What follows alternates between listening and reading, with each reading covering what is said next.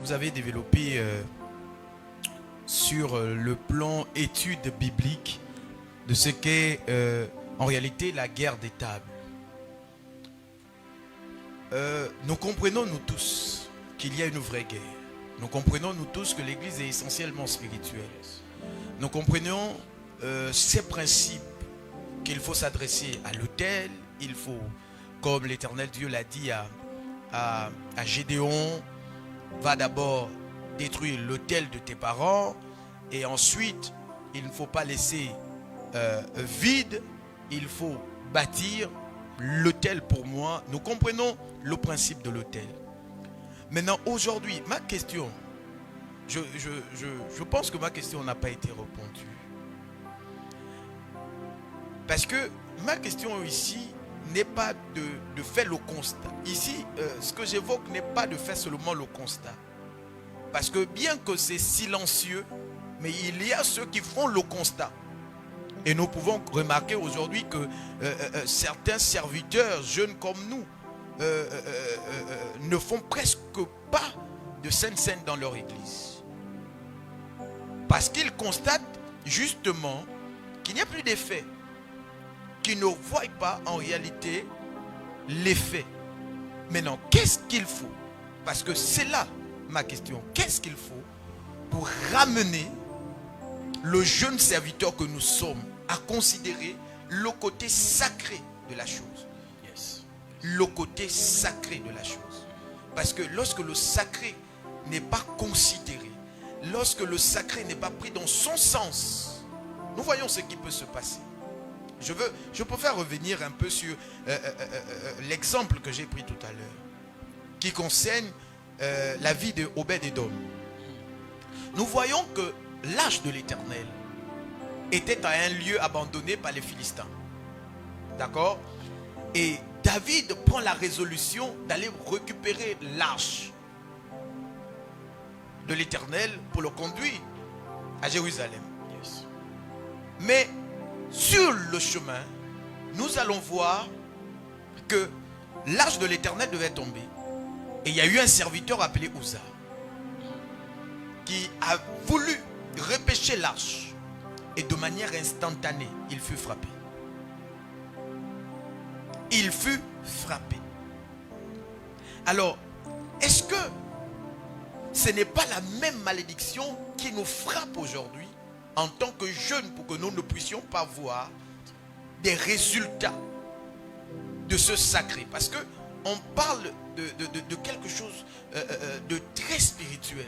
On parle de consommer le corps. On parle de consommer le sang d'un Dieu, s'il vous plaît. Comment le corps et le sang d'un Dieu peut être muet? C'est là. Quelle solution trouver? Homme de Dieu, on peut parler ici. Nous avons un problème avec cette génération dans laquelle nous sommes, parce que je ne m'exclus pas, je ne suis pas vieux non plus. Je crois que le souci, le premier souci, je dis directement, qui fera en sorte que plusieurs personnes ne pratiquent pas ce repas du Seigneur, la première chose, c'est le manque de connaissance. C'est le manque de connaissance. Nous citons si facilement aux Écatis, mon peuple périt. Vous voyez, on jette le discrédit sur le peuple. Mais quand l'Éternel parle de mon peuple, il y a le clergé dedans. Il y a celui qui conduit dedans. Il y a ceux qui sont conduits à l'intérieur. Ça, c'est le contexte du texte. Voilà, il faut qu'on restitue chaque chose dans son contexte. Donc quand l'Éternel dit mon peuple périt faute de me connaître, j'aime la version qui dit faute de me connaître, on prend tout le monde dedans. Maintenant, nous aussi, dans cette génération, nous jetons ça comme ça. Mais en vérité, lorsqu'on dit mon peuple périt faute de me connaître, l'Éternel est en train de dire, est-ce que ce peuple connaît réellement ce qu'il faut pour conduire les autres? Je crois, homme de Dieu, que s'il y a des personnes qui ne pratiquent pas le repas du Seigneur dans les églises, c'est parce qu'ils ne connaissent pas d'abord la quintessence de ça. Ils ne connaissent pas les valeurs, la puissance que ces choses dégagent. En d'autres termes, pour initier, il faut être initié. Alors, ils ne sont pas initiés dans la spiritualité. Ils vont initier qui? Sous la base de quoi et au nom de qui? Parce qu'en vérité, dans la spiritualité, tout est géré par un esprit. Que vous le voulez ou pas. Les gens m'ont dit un jour, mais pourquoi on parle toujours de... il y a toujours un esprit derrière chaque chose alors que tout c'est Dieu qui tient. J'ai dit, mais non. Le président de la République est le chef de l'État, mais ce n'est pas lui qui est le ministre de l'Éducation, ce n'est pas lui qui est le ministre de ceci. Il y a des personnes, le livre de Deutéronome nous dit clairement que dans la division de la terre, il y a chaque astre, il y a chaque ange qui tient un territoire. Alors, ils ne sont pas initiés, ils ne peuvent pas initier. C'est la première cause, c'est la première raison. Donc le manque de connaissance. La deuxième chose, c'est que certaines personnes veulent faire de leur fils leur extension. En d'autres termes, si moi, j'ai pas par exemple, si je n'ai que le don de prophétie, ou la manière, je n'ai que la prophétie, je prophétise, tout le monde autour de moi fera que ça. Et voilà comment on oublie les rituels en fait qui propulsent. C'est pourquoi nous avons dans nos églises des mamans qui ont tout abandonné, qui se sont donnés au Seigneur et puis rien n'avance. Parce qu'on ne leur donne pas les aromates qu'il faut pour que la vie dégage une bonne odeur. Ça, c'est quelque chose qu'il faut aussi expliquer. Alors, la Sainte Seine est une table. Je dis sur la table du Seigneur, j'ai parlé de l'absence de l'autel sur la première table. Mais l'autel s'est retrouvé dans la deuxième table ou à Golgotha. Parce que la croix était un autel. Là encore, le sang a coulé. Et c'est là où le véritable sang a coulé et la chair de notre Seigneur, pendant qu'on frappait sur lui 40 coups moins 1, en fait, sa chair est devenue émiettée. Parce que les perrons, vous voyez avant, mais les Romains, c'était une boule de fer qu'on frappait et ça rentrait dans le corps quand on tirait, la chair sortait. Donc, l'une des raisons, c'est ça, c'est le manque de connaissance. Maintenant, pourquoi il n'y a plus d'impact? Mais parce que simplement, celui qui ne connaît pas minimise ce qu'il ne connaît pas. Si vous ne connaissez pas la valeur d'une voiture, vous n'en avez jamais acheté, on vous demande de la conduire, mais vous allez passer dans tous les trous possibles. Parce que ce n'est pas vous qui avez acheté. Et c'est pourquoi dans nos églises, l'apôtre Paul réglera cette question, d'ailleurs, homme de Dieu dans le livre de 1 Corinthiens chapitre 11. Il leur dira, on ne vient pas à l'assemblée pour manger. Et quand vous venez, vous mangez ce qui vous appartient en propre. Ça veut dire quoi? Dans le contexte biblique dit que à chaque Shabbat, chaque femme, chaque personne, chaque famille venait avec un repas. C'est comme ça qu'il représentait ce repas comme étant le repas du Seigneur. Et quand il mangeait, la Bible dit que chacun choisissait son propre repas. Mais si chacun choisit son propre repas, où est l'essence de la communion fraternelle? À quel moment est-ce qu'il y a échange? Vous savez, le fait que je me frotte à vous tous les jours, ce qui est en vous peut venir chez moi. C'est ce qu'on appelle l'onction corporative. Or, ça doit passer par des éléments. Même si je vous côtoie tous les jours, si je ne crois pas en ce que vous faites, ça ne passera jamais. Il faut toujours une croix de transmission. Nous, dans cette génération, beaucoup on n'a pas compris. Comment concevez-vous que on prend la table du Seigneur, on a donné la table du Seigneur au jour du baptême. Quand quelqu'un passe par le baptême d'eau, on lui dit, là il prend maintenant la table du Seigneur, tu es digne. Et puis c'est fini. Et puis c'est tout. Mais comment ça se passe? Et puis c'est tout. Non. Disons-le, il y a des gens qui ne sont pas normaux, des personnes qui ne sont pas normales dans nos églises. Pour que ces personnes reçoivent cet impact, pour que ces personnes reçoivent l'impact de la table du Seigneur, il faut les introduire. Et laissez-moi vous dire, prenons cette parenthèse qu'on va rapidement refermer, homme de Dieu, même certains baptêmes dans les églises ne sont pas faits parce que celui qui est devant ne croit pas à la force du rituel. Il y a ça. Il y a aussi un peu le regard pédantiste. Ça veut dire des personnes qui aiment quand on a baptisé, ils étaient 1000 et puis ils mettent sur les réseaux disant ouais, il y avait 1000 personnes. Ouais, il y a aussi ça. Or, ça annule toute la puissance du rituel mystique. Ça annule tout. Moi, je crois que avant nos pères nous enseignaient la spiritualité autour. C'était sacré. On avait peur même d'arriver devant le pain sans levain. On avait peur.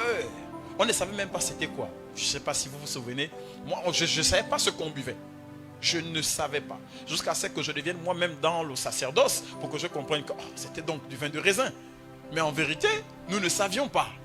Encore que dans certains milieux, le repas du Seigneur est pris. D'autres, c'est tous les dimanches. D'autres, c'est après 3 mois. D'autres, c'est, comme on a dit, après le rituel de baptême. Bon, d'autres, ils n'en prennent même jamais parce qu'ils ne sont pas initiés. Donc, voilà quelques éléments que je peux trouver. Maintenant, du fondement biblique, s'il faut trouver des éléments, pourquoi les gens ne le font pas, on va aller simplement, parce que il n'y a que ce livre, 1 Corinthiens chapitre 11. Il n'y a que dans ce chapitre qu'on trouve là où l'apôtre Paul règle la question de la scène. À part ça, dans toute la Bible, il n'y a rien. Donc là-bas, il a réglé quoi? Premièrement, les gens ne s'entendaient pas. On ne peut pas prendre le repas du Seigneur si on n'est pas en harmonie. Regardez les gens des loges. Regardez comment ils s'entendent. Regardez comment ils se défendent. C'est pourquoi ils peuvent boire le sang ensemble. Mais un sang qui n'a pas de vie. Alors que nous avons le sang qui porte la vie, qui a un message plus excellent que le sang d'Abel. Le sang d'un Dieu, voilà. Mais nous ne nous entendons pas. On ne peut donc pas manger. Les choses spirituelles sont essentiellement spirituelles. Ce qui est né de la chair est né de la chair. Ce qui est né de l'esprit, homme de Dieu, est né de l'esprit. Si nous ne nous entendons pas, on ne peut pas manger la scène ensemble. Même si nous forçons. C'est pourquoi l'apôtre Paul dit, c'est lui qui mange sans discerner le corps sera coupable. Du corps et du sang, il n'a pas dit de Dieu. Il dit du corps et du sang. En d'autres termes, c'est lui qui fait un rituel. Là où on doit invoquer l'attribut de Dieu qui est Adon, parce que Adon, du grec, signifie propriétaire de la terre. J'ai envie de posséder un champ, je ne vais pas venir prier El Elohim. Ce n'est pas l'entité qu'il faut là. C'est Adon qu'il faut. Donc, pendant que je fais ce rituel, si j'appelle une autre entité, je viens de fausser quelque chose. En fait, je suis en faux avec ce rituel. Voilà pourquoi il y a beaucoup de fous dehors. Il y a beaucoup de fous dehors parce que même eux-mêmes là-bas, dans leur monde, ils s'embrouillent. Pourquoi nous on va s'embrouiller alors qu'on a le Saint-Esprit qui dit c'est pas ça. Faites comme ceci. Donc voilà un peu, homme de Dieu, ce que je peux dire. Amen. Alors, le pasteur Jade, vous avez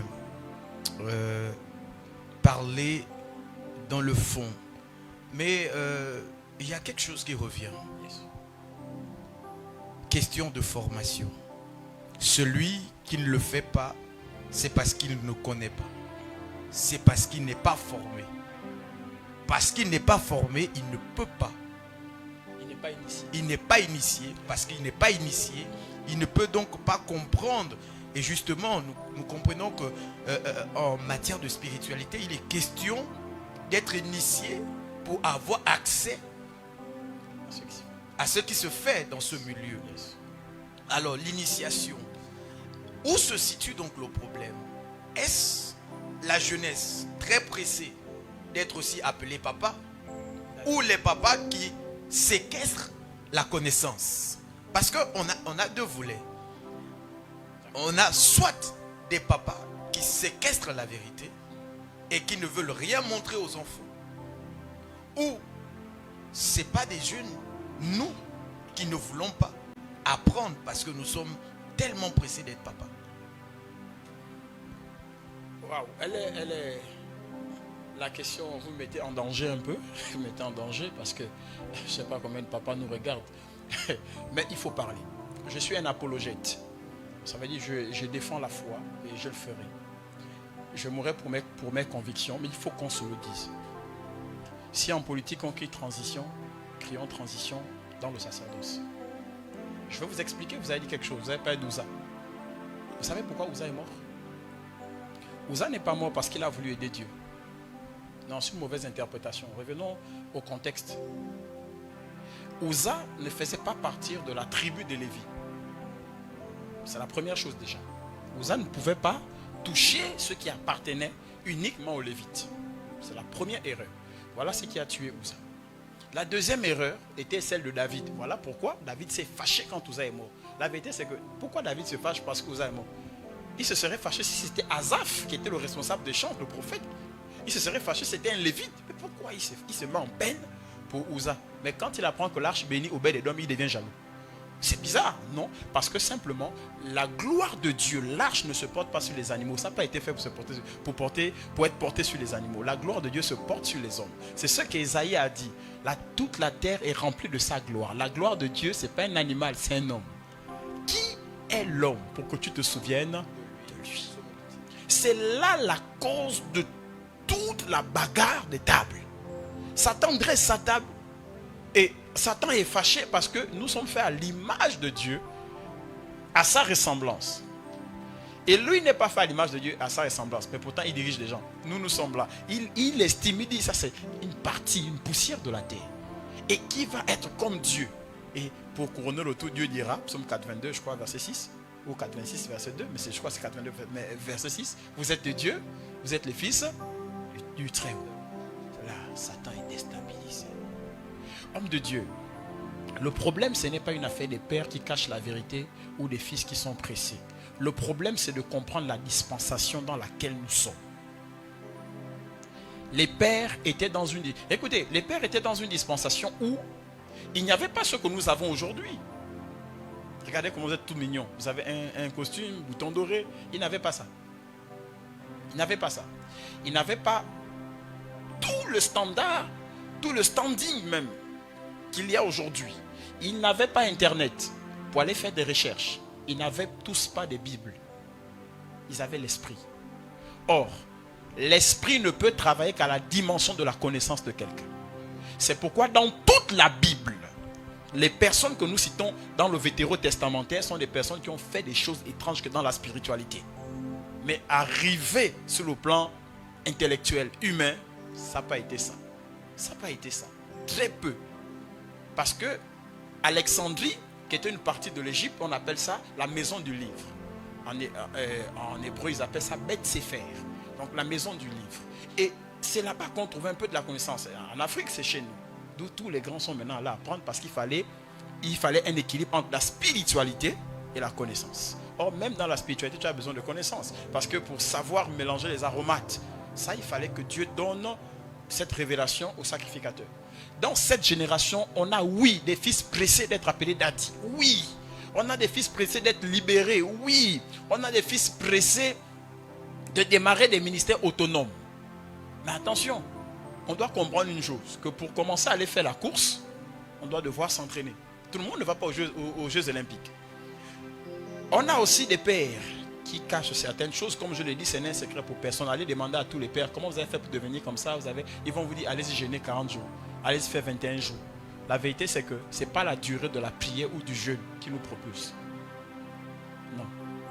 Non, non, non. J'ai plongé ma tête là-dedans. J'ai essayé moi aussi. C'est pas ça. On peut faire 40 jours de jeûne.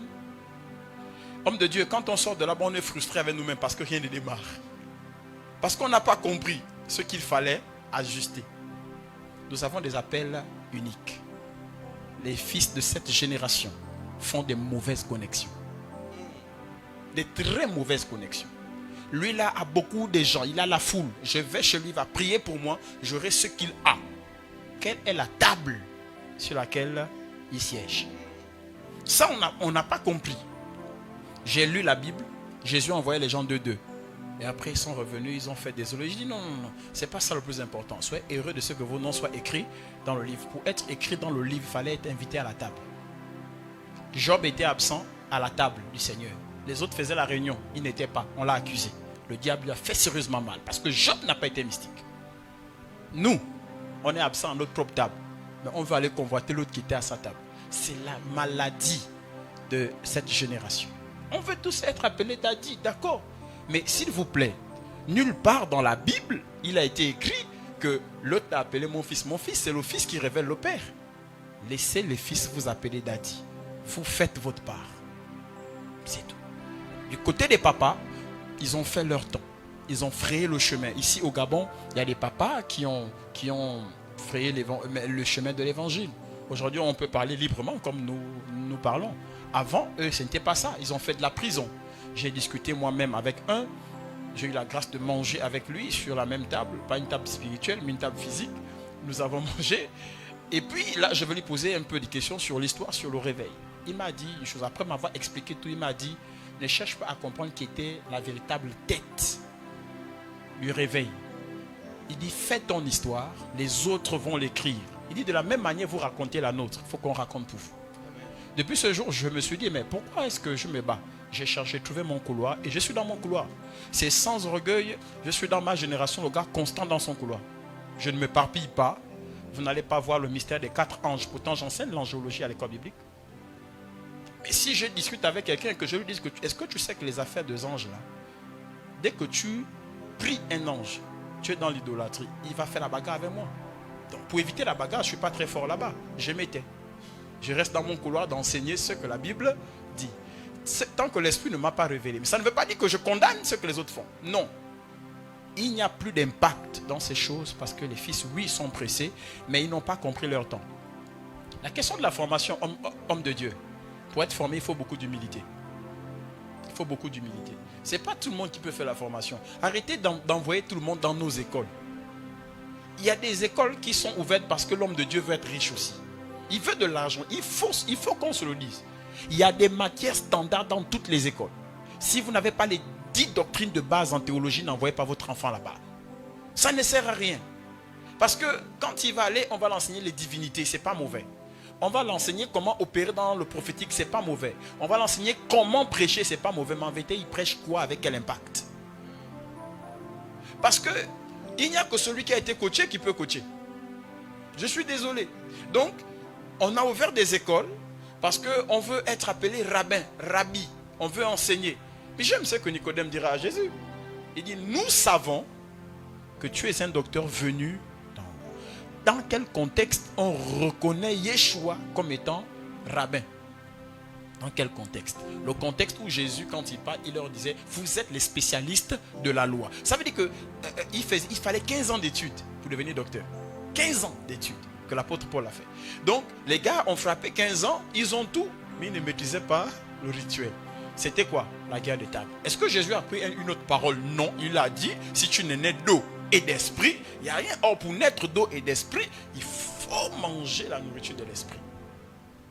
Mais Nicodème, avec tout ça, n'avait rien. C'est pourquoi la formation, moi je dis, envoyer des gens dans des écoles bibliques quand ils ont déjà un appel. Ils vont facilement shifter. Mais si vous envoyez pour en fabriquer, ça veut dire qu'ils vont à l'école pour sortir pasteur. Parce qu'il y a des écoles qui le font. Et moi, je suis contre cela. L'école ne donne pas le ministère. L'école donne l'équipement. Pour que celui qui est appelé exerce mieux. Donc, oui, il y a aussi un problème de formation. C'est un bémol sur lequel il ne faut pas... En fait, c'est un bémol à ne pas négliger. Mais qui doit être formé? Parce qu'après la formation, beaucoup deviennent des rebelles. Or, le ministère est un monde des esprits. Il faut qu'on vous intronise. Le ministère, c'est le monde là où la clé est, la serrure de la porte pour entrer n'est que de l'intérieur. Il faut que ce soit celui qui soit à l'intérieur qui vous ouvre. Ce n'est pas une affaire de rêve. Non, non, non, j'ai fait un rêve, j'ai prêché. Nous tous, on a fait des rêves où on prêchait. On n'a jamais prêché. J'ai fait des rêves où j'étais avec les hommes chefs d'État de ce pays qui sont décédés. Je ne les ai jamais rencontrés de toute ma vie. Vous me direz peut-être, tu n'as pas travaillé à l'accomplissement de ton rêve. Non, ça c'est pour me culpabiliser, c'est faux. Le Seigneur me montrait quelque chose certainement. Et j'avais prié. Parce que tout rêve vient d'abord aussi pour nous interpeller. Donc voilà un peu ce que je peux dire. Oh, gloire à Jésus. Alors, je ne vais pas monopoliser en quelque sorte des questions. Nous allons nous retourner vers la prophétesse Véronique Ngondi qui gère un peu la question des internautes. Et nous allons voir si il y a quelques questions avec les internautes ou si aussi parmi ceux qui nous assistent actuellement, s'il y a une question qu'on peut prendre pour essayer d'éveiller un peu des consciences de la jeunesse que nous sommes. Amen. Donc, nous laissons...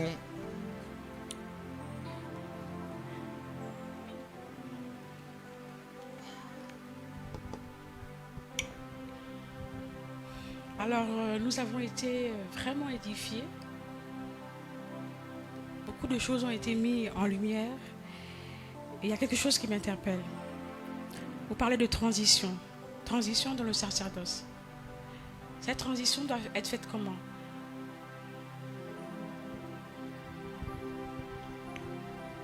D'accord, il faut déjà élaguer les mauvaises pensées. On ne parle pas d'un culte ici. Regardez ce qui va se passer. Je le prouve bibliquement. Lévi est la tribu choisie par l'Éternel pour opérer tout le service du temple. Chez les Lévites, nous avons des prophètes, nous avons des chantres, nous avons des musiciens, nous avons tout le clergé. Vous allez vous rendre compte que quand Jésus reviendra, nous sommes élus au sacerdoce. Mais par quel miracle? Parce que Jésus n'est pas de la tribu de Lévi. Il y a eu une transition. Judas est une tribu de la royauté. Lévi est la tribu du sacerdoce. Alors, quand celui qui n'est pas du sacerdoce touche le sacerdoce, il était frappé, il mourait. Pourquoi Jésus n'est pas mort? Ça veut dire, j'ai parlé tout à l'heure de la transsubstantation. Ça veut dire la capacité de changer le vin en sang et le pain en chair. Christ, en faisant cela, nous qui mangeons aujourd'hui, nous qui buvons cela, nous devons être capables de faire aussi de la transsubstantation. Ça veut dire, pendant que nous sommes en train de boire, nous sommes en train de transcender. On n'est plus là. Nous devenons donc des souverains sacrificateurs aussi, sinon des sacrificateurs.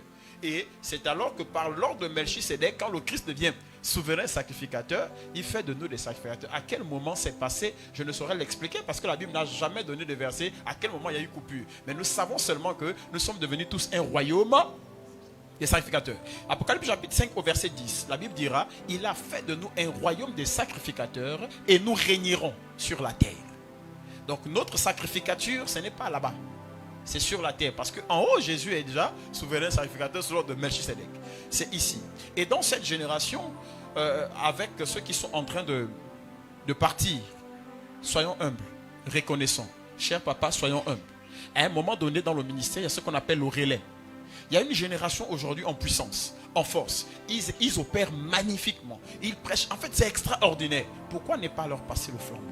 Pourquoi rester toujours là en disant je suis daddy, deviens papy? Parce que la meilleure manière de régner dans le ministère, c'est de faire régner les autres. Et c'est là que le flambeau passe. Élie n'a pas attendu qu'il meure. Élie a attendu qu'il soit enlevé. Ça veut dire que quand on parle d'enlèvement, on fait allusion au fait que la personne n'a pas terminé, mais elle a trouvé une autre personne qui soit capable. Il y a une transition.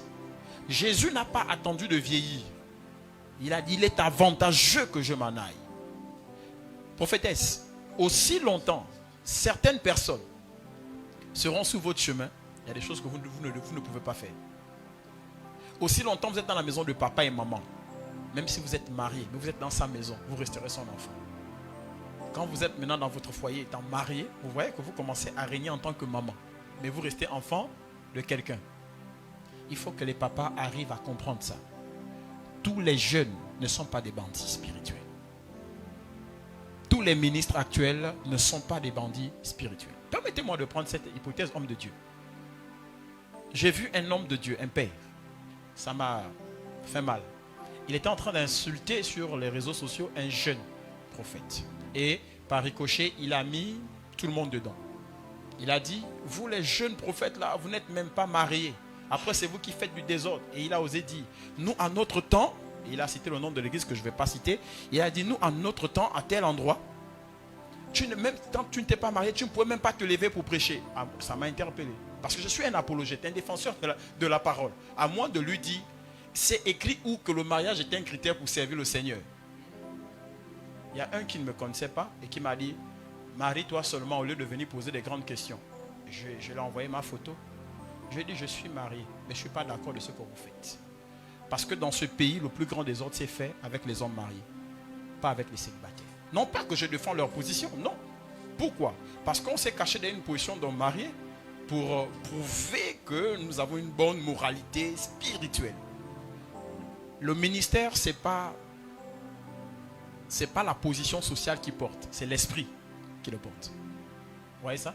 Donc, je crois que quand je parle de transition, c'est très important de comprendre qu'il y a des personnes qui eux, ont l'esprit du Seigneur, qui pouvaient imaginer que le Seigneur inspirerait l'homme de Dieu ici pour un tel thème dont j'ai déjà dit, et j'insiste que c'est un thème provocateur et évocateur.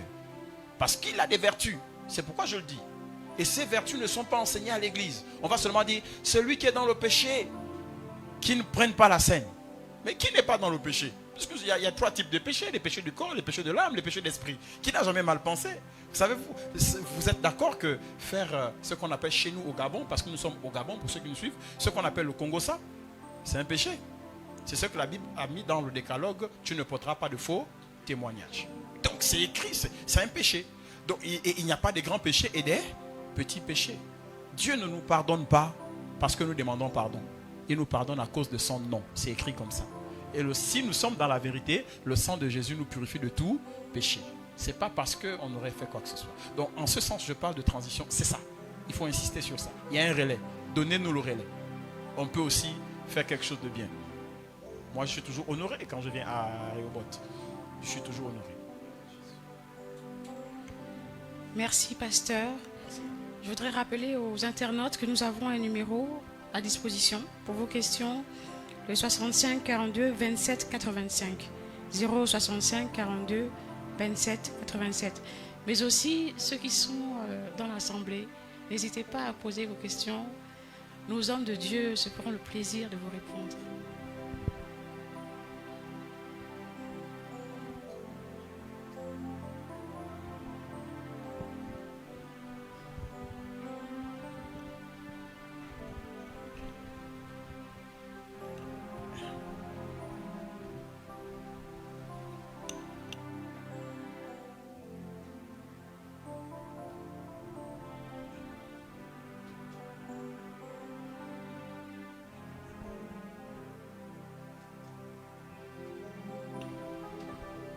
Shalom. Je suis le frère Mbomba Parfait. J'ai écouté les deux hommes de Dieu et il y a une question sur laquelle ça a certainement été évoqué, mais j'aimerais revenir pour que ce soit un peu plus clair, peut-être dans mon esprit et dans l'esprit certainement des autres aussi. Ma question elle a deux volets. La première, j'aimerais savoir et comprendre quel avantage réel y a-t-il pour un homme, quand je parle d'homme avec grand H, pour un homme de pratiquer la Sainte Seine? Quel est l'avantage? Je voudrais ce soir sortir avec que ce soit un peu plus clair dans mon esprit. Quel est réellement l'avantage? Moi, je gagnerais aujourd'hui à consommer la chair de Christ et de boire son sang. Ça, c'est le premier volet. Et en réalité, vu que vous avez parlé des jeunes qui sont aujourd'hui dans le ministère, mais qui peut-être n'ont pas eu le temps d'être bien formés et qui se sont lancés, pour ces jeunes-là, comment est-ce que la Sainte Seine doit-elle être préparée et doit-elle être donnée? Comment ces jeunes-là devront préparer la Sainte Seine dans leurs églises pour donner au peuple qui les suit? Ça, c'est le deuxième volet de ma question. Merci. Ok, donc quelles sont les vertus de la Sainte Seine et comment il faut préparer seulement la Sainte Seine? Comment la personne qui prend la Sainte Seine doit être préparée? Et c'est lui qui donne. Bon, là, c'est un peu trop secret. Je crois que je vais laisser le révérend répondre à la deuxième question pour ne pas aussi être propriétaire de la parole alors qu'en vérité, je ne le suis pas. Voilà. Les vertus de la Sainte Seine. Comme je disais, et j'insiste, 1 Corinthiens chapitre 11, c'est le seul endroit où l'apôtre Paul essaie d'éclaircir ces choses. Jésus est venu accomplir ce qui était déjà dit dans Exode chapitre 12. Il est venu simplement accomplir et a apporté la nécessité même, a apporté ce qui fait de la valeur spirituelle à cet acte, notamment son sang, qui est un sang qui a un message plus excellent que celui d'Abel, donc un sang qui parle. Parce que dans le rituel de sang, il faut que le sang arrive à porter un message en votre faveur. C'est pourquoi le sang de Jésus, effectivement, était le meilleur. Parce que non seulement on disait que l'animal devait être sans tache, il devait être un mâle. Jésus était un homme, il était sans tache, il n'a jamais péché. Deuxièmement, sa chair aussi a des informations qui, quand nous mangeons, ça nous propulse. C'est pourquoi d'autres, quand ils mangent la chair humaine, je ne sais pas où ils vont, mais apparemment, on dirait qu'ils sont élevés à des postes humains. Et nous sommes élevés à d'autres gouvernements, avec de l'influence physique. Maintenant, quelles sont les vertus? Il faut d'abord, avant de présenter les vertus, dire ce qui ne marche pas. Parce qu'avant de donner les solutions à un problème, il faut d'abord trouver la problématique elle-même. On nous a assez souvent dit que la Sainte Seine était uniquement pour les personnes qui étaient en conformité avec le Seigneur. Ça veut dire qu'ils avaient abandonné le péché. C'est juste. C'est juste, mais ce n'est pas tout. C'est juste, mais ce n'est pas tout. La Sainte Seine a aussi j'ai envie de dire, des vertus de guérison. J'en ai expérimenté moi-même dans mon ministère, des femmes qui avaient des règles douloureuses, qui en avaient pris. Laissez-moi vous choquer quand même. Elles n'étaient pas baptisées. Elles sont prises et c'est parti. Or, on nous a enseigné qu'il fallait être uniquement baptisé. Je ne refuse pas. Je n'ai pas envie de rentrer dans un débat théologique parce que en théologie, beaucoup sont en train de faire des débats sur le baptême. Judas a mangé la scène avec le Seigneur. C'est quand le Seigneur dira, l'un de vous me livrera. Le Seigneur lui dira, l'un de vous me livrera. Et puis les autres vont demander, qui est-ce qui, Seigneur, c'est qui, c'est qui? Et Jésus dira, dans une autre version, c'est écrit, parce que c'est deux évangiles qui rendent ce rapport. Il y a Matthieu et il y a Luc. Or, dans l'un des deux, il y a un qui dira, c'est celui avec qui je suis en train de souper en fait. Il y a une autre version qui dira, c'est celui qui trempera sa main avec moi dans le plat. L'autre, selon les versions maintenant, des Bibles, il y a l'autre qui dit, c'est celui à qui je donnerai ce pain. La Bible dit aussitôt, Jésus prit le pain, il a donné à Judas. Et là il a dit, ce que tu as à faire, fais-le. La question c'est, avant de dire ce que tu as à faire, fais-le. La Bible ajoute même que à l'instant même le diable rentra dans le cœur de Judas. La question est, est-ce que Judas n'était pas disciple? Si. Est-ce qu'il n'a pas mangé la scène? Si. Mais est-ce qu'il n'a pas néanmoins trahi le maître? Si. Donc la véritable question n'est pas à ça, c'est est-ce qu'il avait les aptitudes pour manger la scène? Je dirais oui. Moi je dirais oui, ça m'engage. Pourquoi? Parce qu'il était proche du Seigneur. Parce qu'il était dans la présence de Dieu. Mais le fait de rester dans la présence de Dieu ne vous épargne pas du péché. Puisque le péché commence dans la présence de Dieu. Le péché commence dans l'univers avec Lucifer, avec Satan. Mais il est où? Dans la présence de Dieu, c'est là-bas que la rébellion commence. Vous voyez ça? Donc, il faut d'abord tuer ça déjà, en disant je suis pécheur, je ne peux pas manger la scène. Non, au contraire, c'est en mangeant la scène que nous avons comme envie de déposer nos fardeaux et pratiquer la nouvelle vie. Vous ne pouvez pas faire ce rituel si vous êtes déjà saint. Sinon, on n'a pas besoin de vous. On a besoin des pécheurs pour faire le rituel afin de rentrer maintenant dans ce monde. Donc, en principe, pour ma part, la Sainte Seine peut guérir. La Sainte Seine peut délivrer. La Sainte Seine peut propulser même au travail. Et j'encourage d'ailleurs même des personnes à l'église chez moi de le faire, à la maison, de temps en temps. Ne laissez pas passer, prenez la scène. Faites la transsubstantation. Ceci est le sang. Pourtant, c'est le jus de raisin. Ceci est la chair. Et vous représentez, vous réalisez Christ. Même quand vous avez un problème. Même quand il y a un blocage. Ça peut aller. Une femme qui doit passer par la césarienne, donnez-lui la scène. Je vous assure. Une femme qui a un enfant en position siège. Prenez la scène. Je l'ai expérimenté, ça, position siège. Elle a bien accouché. Elle est là à Franceville. Elle sortait d'une autre assemblée. Qui aime faire la bagarre avec nous là, nous les églises de réveil et autres. Et puis on a prié et c'est parti. Vous voyez? Donc il y a plusieurs vertus dans ça et il y a d'autres que je n'ai pas encore expérimenté, que certainement l'homme de Dieu a déjà expérimenté, ou tout le monde ou chacun. Mais s'il vous plaît, conditionnez toujours la Sainte Seine au baptême là. Il faut revoir ça. Il faut revoir ça. Parce que si je veux faire prendre à quelqu'un la scène du Seigneur, le repas du Seigneur, mon objectif c'est la guérison et que je focalise sur le baptême, ça va être compliqué. Je ne pourrai pas atteindre l'objectif. Pierre a dit, pourquoi vais-je bloquer le salut? Donc voilà un peu ce que je peux dire. Pour la deuxième question, l'homme de Dieu se fera le plaisir de répondre.